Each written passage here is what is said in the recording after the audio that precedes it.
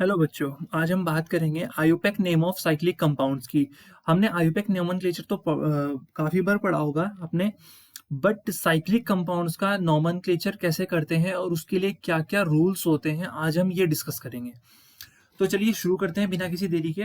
Rule number 1 क्या कहता है कि IUPAC name of cyclic compounds are given by prefix cyclo before their parent name. कैसे? देखो, जैसे ये एक एग्जांपल है, ठीक है। ये हमने क्या लिया है, एक इस तरह से 5 कार्बन की क्लोज चेन ले ली है। तो 5 कार्बन की जो क्लोज चेन होती है उसको हम बोलते हैं पेंटेन। क्या बोलते हैं? पेंटेन। तो इस पेंटेन के आगे अगर ये साइक्लिक चेन होगी तो इस पेंटेन के आगे क्या प्रीफिक्स यूज करना है? साइक्लो। प्रीफिक्स का मतलब होता है जो नाम के पहले यूज होता है, और सफिक्स का मतलब होता है जो नाम के बाद में यूज होता है। तो यहाँ पर हमें प्रीफिक्स क्या यूज करना है? साइक्लो। तो इसका नाम जो हो जाएगा, क्या हो जाएगा? साइक्लोपेंटेन। इसका नाम क्या हो जाएगा? साइक्लोपेंटेन हो जाएगा। सिमिलरली अगर मैं इस तरह का कोई कंपाउंड बनाता हूँ, इस तरह से कोई कंपाउंड बनाता हूँ, तो देखो ये क्लोज चेन ना, और ये कितने कार्बन की क्लोज चेन है? 6 कार्बन की। तो 6 कार्बन की चेन को हम बोलते हैं हेक्सेन। बट अगर क्लोज चेन होगी तो हेक्सेन से पहले क्या जुड़ेगा? साइक्लो जुड़ेगा। तो साइक्लोहेक्सेन। तो अगर कोई बोलता है हेक्सेन तो इसका मतलब 6 कार्बन की स्ट्रेट चेन, और अगर कोई बोलता है साइक्लोहेक्सेन तो 6 कार्बन की एक क्लोज चेन। तो इस तरह से हम लिखते हैं। जैसे एक एग्जांपल इस तरह से हम ले लेते हैं, ये हमने फिर से क्या बनाया? पेंटेन, और यहाँ पे डबल बॉन्ड दिखा दी। तो अब देखो, 1 2 3 4 5 कार्बन की चेन है और 1 पे डबल बॉन्ड है, तो इसका नाम क्या हो जाएगा? साइक्लोपेंट 1 इन। और पेंट 1 इन का मतलब है पेंटीन, तो साइक्लोपेंटीन इसका नाम हो जाएगा। तो इस तरह से नोमेनक्लेचर किया जाता है रूल नंबर 1 के अकॉर्डिंग, कि हम जो उसका पेरेंट नेम होता है उसके आगे क्या प्रीफिक्स यूज करते हैं? साइक्लो प्रीफिक्स यूज करते हैं। तो I think rule number 1 clear हो गया होगा। अब हम चलते हैं रूल नंबर 2 पे। तो रूल नंबर 2 क्या कहता है कि if only 2 substituents are present in cyclic compound, कि अगर किसी साइक्लिक कंपाउंड में सिर्फ 2 ही सब्स्टिट्यूएंट प्रेजेंट हैं तो हमें अल्फाबेटिकल ऑर्डर फॉलो करना है। अब कैसे? देखो, जैसे एक कंपाउंड ये है हमारे पास, ठीक है। ये एक साइक्लिक कंपाउंड है। अब इस साइक्लिक कंपाउंड में यहाँ पर तो क्लोरीन है और यहाँ पर ब्रोमाइन है। यहाँ पर क्लोरीन है और यहाँ पर ब्रोमाइन है। अब हमें पता है नंबरिंग या तो क्लोरीन से शुरू होगी या फिर ब्रोमाइन से शुरू होगी। तो अब नंबरिंग किससे शुरू करें? क्लोरीन से शुरू करें या ब्रोमाइन से? तो 2 ही सब्स्टिट्यूएंट है, तो उस केस में हमें अल्फाबेटिकल ऑर्डर फॉलो करना है। तो अल्फाबेटिकल, क्लोरीन मतलब क्लोरो, तो क्लोरो, और ब्रोमाइन मतलब ब्रोमो। तो क्लोरो और ब्रोमो का फर्स्ट लेटर क्या है? सी और बी। तो हमें ये चेक करना है कि सी और बी में अल्फाबेट वाइज पहले क्या आता है। तो सी और बी में अल्फाबेट वाइज क्या आता है? बी पहले आता है, तो बी को लोवेस्ट नंबर मिलेगा 1। अब देखो, इस तरफ से जाते हैं क्लॉकवाइज, तो क्लोरीन को एक बड़ा नंबर मिलेगा, 2 3 4 5 नंबर मिलेगा। बट अगर इस तरफ से करते हो तीसरा नंबर मिलेगा। तो हम इस तरफ से करेंगे 3 4 5 और 6। तो हम इसका नाम इजिली लिख सकते हैं। इसका नाम क्या हो जाएगा? 1 ब्रोमो 3 क्लोरो साइक्लोहेक्सेन। साइक्लोहेक्सेन, इस तरह से नाम लिखते हैं। सिमिलरली देखो, इस तरह से कोई कंपाउंड अगर हमें गिवन हुआ, ये साइक्लोहेक्सेन हो गया, ये इस तरह हो गया और ये इस तरह हो गया। तो देखो, ये एक ही कार्बन है और यहाँ पे 2 कार्बन है। तो 2 कार्बन को हम क्या बोलते हैं? इथाइल। और एक कार्बन को क्या बोलते हैं? मिथाइल। तो हमें ये चेक करना है कि मिथाइल का एम पहले आता है या फिर इथाइल का ई पहले आता है अल्फाबेट वाइज। तो अल्फाबेटिकल ऑर्डर में ई पहले आता है, तो नंबरिंग इधर से हो जाएगी 1 2 3 और 4 5 6। तो 1 पे इथाइल है, तो 1 इथाइल। 2 पे क्या है? 2 पे मिथाइल है, तो 2 मिथाइल, देन साइक्लोहेक्सेन। तो इस तरह से नोमेनक्लेचर किया जाता है रूल नंबर 2 के अकॉर्डिंग। बट तब क्या होगा अगर सब्स्टिट्यूएंट्स की काउंटिंग 2 से ज्यादा हो जाए? मतलब अगर एक ही कंपाउंड में 3 सब्स्टिट्यूएंट प्रेजेंट है या फिर 4 सब्स्टिट्यूएंट प्रेजेंट है, तो उस केस में क्या होगा? तो उस केस को ही एक्सप्लेन करता है हमारा रूल नंबर 2। रूल नंबर 2 क्या कहता है? सो रूल नंबर 2 कहता है कि if more than 2 substituents are present in cyclic compounds then follow lowest sum rule. अब इसका एग्जांपल से देखते हैं। जैसे एक यहाँ पे मैंने इस तरह से एक कंपाउंड ले लिया है, और यहाँ पर मैं इस तरह से एक ये इथाइल ग्रुप दिखा दिया है, और एक मैं क्लोरीन ग्रुप दिखा देता हूँ, क्लोरो ग्रुप, और यहाँ पे मैं OH लिख देता हूँ। तो 3 सब्स्टिट्यूएंट हैं। अब नंबरिंग कैसे करें? तो देखो, एक तरीका क्या है नंबरिंग करने का, ये 1, क्योंकि देखो नंबरिंग तो फंक्शनल ग्रुप से ही शुरू होगी। ये तो सब्स्टिट्यूएंट है क्लोरो, और ये इथाइल भी सब्स्टिट्यूएंट है। इसका नाम है इथाइल, इसका नाम है क्लोरो, और ये फंक्शनल ग्रुप है OH, तो नंबरिंग तो OH से ही शुरू होगी, इस कार्बन से, इस वाले कार्बन से। बट क्लॉकवाइज जाएं या एंटी क्लॉकवाइज? तो जब हम क्लॉकवाइज जाएंगे तो देखते हैं 1 2, ये 3, ये 4, ये 5 और ये 6। तो देखते हैं किस किस पे सम कितना आ रहा है। तो एक है हमारे पास 1 पे, क्लोरीन है 2 पे और इथाइल है 4 पे, तो सम कितना आ रहा है 7।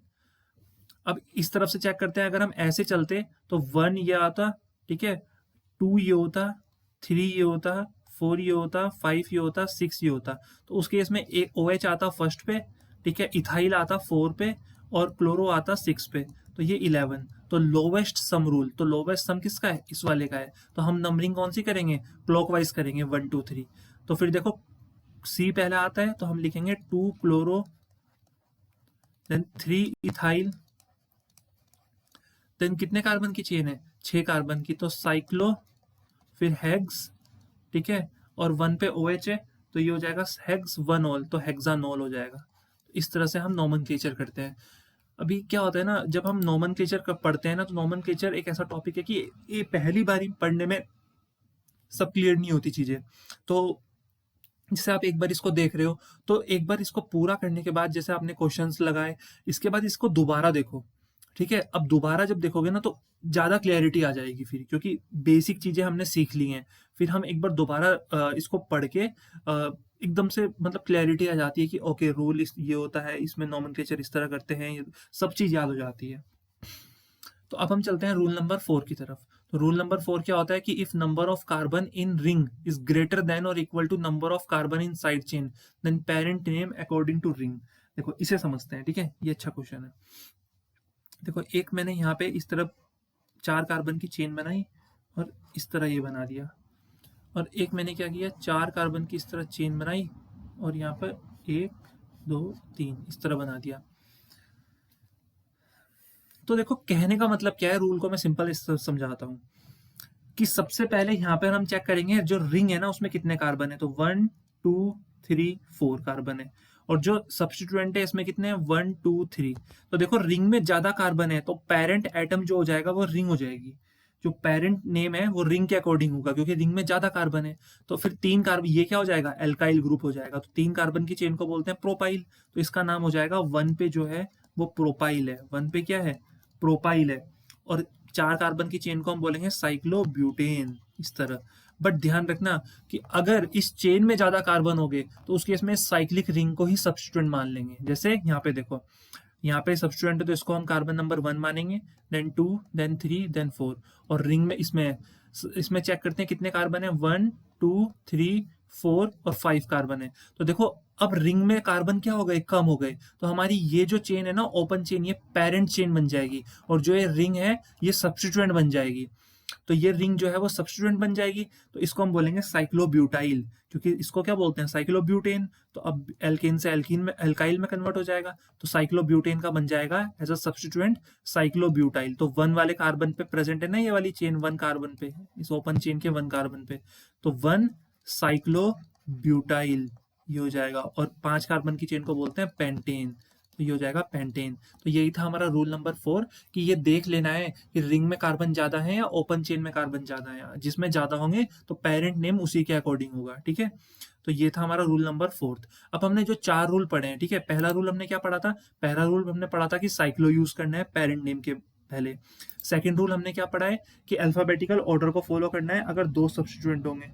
और थर्ड रूल हमने क्या पढ़ा है कि अगर 2 से ज्यादा सब्स्टिट्यूएंट होंगे तो लोवेस्ट सम रूल को फॉलो करना है। और फोर्थ रूल हमने क्या पढ़ा है कि देख लेना है कि नंबर ऑफ कार्बन किस में ज्यादा है, फिर उसी के अकॉर्डिंग नेम लिखना है।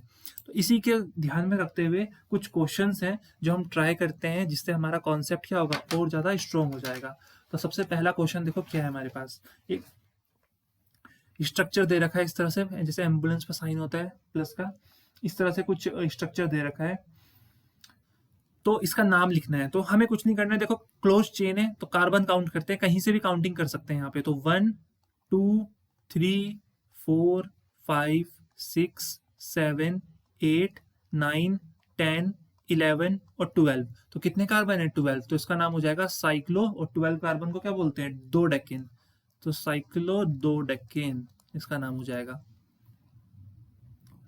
चलिए सेकंड क्वेश्चन देखो, सेकंड क्वेश्चन में काउंटिंग करते हैं 1 2 3 4, और यहाँ पर हम काउंटिंग इस साइड से करेंगे क्योंकि सब्स्टिट्यूएंट सेकंड नंबर पे आ जाएगा। 1 2 3 4 5। देखो अभी जो हमने रूल नंबर 4 पढ़ा था वैसा ही एक क्वेश्चन आ गया। अब देखो ये जो ओपन चेन है ना, ये ओपन चेन बड़ी है, तो नाम रिंग को हम क्या मान लेंगे, सब्स्टिट्यूएंट। तो 4 कार्बन का सब्स्टिट्यूएंट क्या हो जाएगा, देखो 2 पे प्रेजेंट है। कौन से कार्बन पे प्रेजेंट है ये रिंग, ये रिंग जो है वो 2 कार्बन पे प्रेजेंट है। तो 2 पे क्या प्रेजेंट है, साइक्लोब्यूटाइल।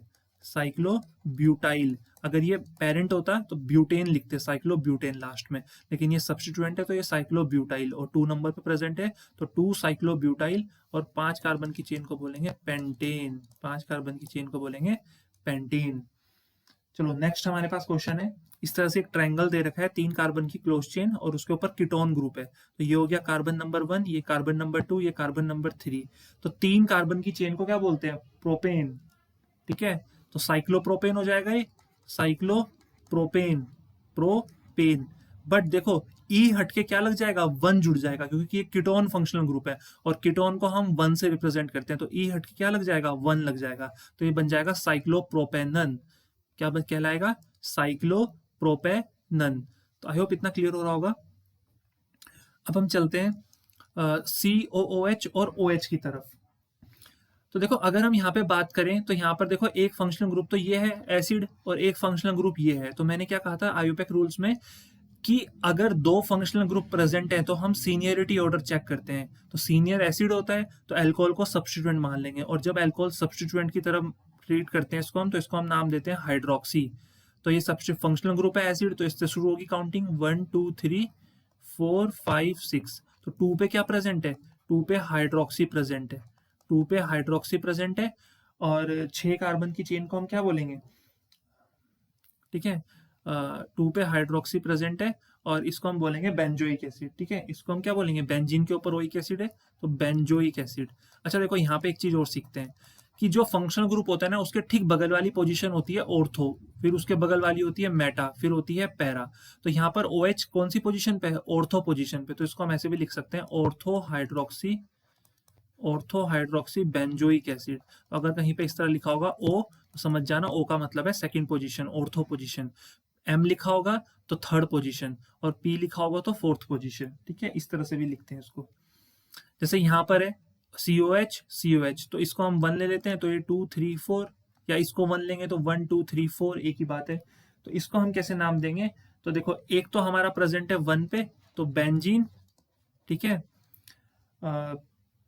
बेंजीन लिखा, ठीक है, सर्कल लगा हुआ है मतलब ट्रिपल बॉन्ड है, डबल बॉन्ड है 3, बेंजीन। और देखो 2 एसिड ग्रुप है तो हम यहाँ पे लिखेंगे एक तो है 1 पे एक है 4 पे, और क्या है, di carboxylic acid, benzene 1,4 di carboxylic acid. इस तरह से हम नोमेनक्लेचर करते हैं।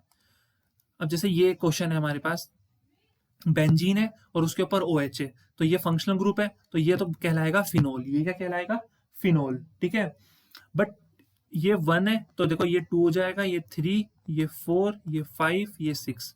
तो ध्यान देना यहाँ पे कि 2 पे क्लोरो है, ठीक है, Cl को क्या बोलते हैं सब्स्टिट्यूएंट की फॉर्म में, क्लोरो। तो 2 पे क्लोरो है, 4 पे क्लोरो है, 6 पे क्लोरो है, तो 2, 4, 6 क्लोरो, और बेंजीन के ऊपर OH क्या होता है, फिनोल, तो 2 4 6 क्लोरोफिनोल इसका नाम हो जाएगा। ठीक है, अब यहाँ पर सेम क्वेश्चन है बट क्लोरो की जगह क्या आ गया, नाइट्रो आ गया, NO2। तो NO2 को हम क्या बोलते हैं, नाइट्रो। तो हम इसको ऐसे ही लिखेंगे, ये फंक्शनल ग्रुप है तो ये 1 नंबर मिलेगा। अब इधर को करेंगे तो 2 2 मिलेगा, इधर से करेंगे तो भी 2 मिलेगा, तो हम कहीं से भी कर लेते हैं 3, और ये 4, ये 5 और ये 6। देखो नाइट्रो कहाँ कहाँ प्रेजेंट है, 2 पे प्रेजेंट है, 4 पे प्रेजेंट है, 6 पे, तो 3 नाइट्रो है। ओहो यहाँ पे हमने थोड़ी सी गलती कर दी है, ट्राइक्लोरो हो जाएगा। ठीक है, ये क्या हो जाएगा, ट्राइक्लोरोफिनोल, थोड़ी सी गलती होगी। यहाँ पे क्या हो जाएगा 2, 4, 6। अब ये भी नाइट्रो ग्रुप है, ठीक है, और नीचे वाला भी नाइट्रो है, बगल वाला भी नाइट्रो है, तो 2, 4, 6 इसको हम लिखेंगे ट्राई नाइट्रो। अब बेंजीन के ऊपर OH जो होता है, ठीक है, अच्छा यहाँ पे बेंजीन के ऊपर OH लिख रखा है मैंने, बट इसको थोड़ा सा हम चेंज कर लेंगे। ठीक है, इसको हम थोड़ा सा चेंज करेंगे क्योंकि हम मेरे को यहाँ पे एक कंपाउंड का नाम बताना है आपको। इसके ऊपर हम CH3 लगा देते हैं। ये मैंने जानबूझ के चेंज इसलिए किया है, फिर मैं रीजन बताऊंगा इसका। तो 2, 4, 6 ट्राई नाइट्रो, और बेंजीन के ऊपर जब CH3 होता है ना उसको बोलते हैं टुलीन। क्या बोलते हैं, टुलीन, TOULENE, टुलीन। तो इसको हम एक और नाम भी देते हैं ट्राई नाइट्रोटोलिन, तो इसको हम बोलते हैं ट्राई नाइट्रोटोलिन को TNT। आपने सुना होगा, वो जो बॉक्स टाइप के होते हैं ना, इस तरह ढोलक टाइप के, और उस पर जब फायर करते हैं तो फट जाते हैं, ब्लास्ट हो जाते हैं, ठीक है, एक्सप्लोजिव होता है ये। तो ये होता है वो TNT, ट्राई नाइट्रोटोलिन। तो TNT का मतलब क्या हो जाएगा, ट्राई नाइट्रोटोलिन। तो आई होप गाइस इतना क्लियर हो रहा होगा। 2 एग्जाम्पल हो रहे हैं, ठीक है। अब देखो ये जो 2 एग्जाम्पल है, ये 2 एग्जाम्पल जो है आपके लिए, ये है आपको खुद करने हैं होमवर्क, और अपना आंसर जो है वो कमेंट सेक्शन में बताना है। देखो इससे क्या होता है ना, अगर मैं कुछ बता रहा हूँ और आप लोगों ने देखा नहीं देखा, तो एक कनेक्शन नहीं बिल्ड हुआ, ठीक है, हमारे बीच में कनेक्शन बिल्ड नहीं हुआ। तो अगर आप लोग इसका आंसर दोगे तो फिर इधर एक टीम को लगेगा कि हाँ, उधर से स्टूडेंट रिस्पॉन्स जो है वो मिल रहा है। ओके, तो इस पर्पज से, ताकि आप ज़्यादा से ज़्यादा हमारे साथ कनेक्ट हो पाए, तो आप इन दोनों क्वेश्चंस को सॉल्व करोगे इन रूल्स के अकॉर्डिंग। कोई बात नहीं, अगर गलत आंसर हुआ तो भी क्या दिक्कत है, कुछ सीख तो रहे हैं ना। तो इन दोनों क्वेश्चन के आंसर आपको बताने हैं हमको कमेंट में। सो अगर इतनी वीडियो अच्छी लगी है प्लीज़ तो लाइक शेयर सब्सक्राइब, और मिलते हैं नेक्स्ट वीडियो में।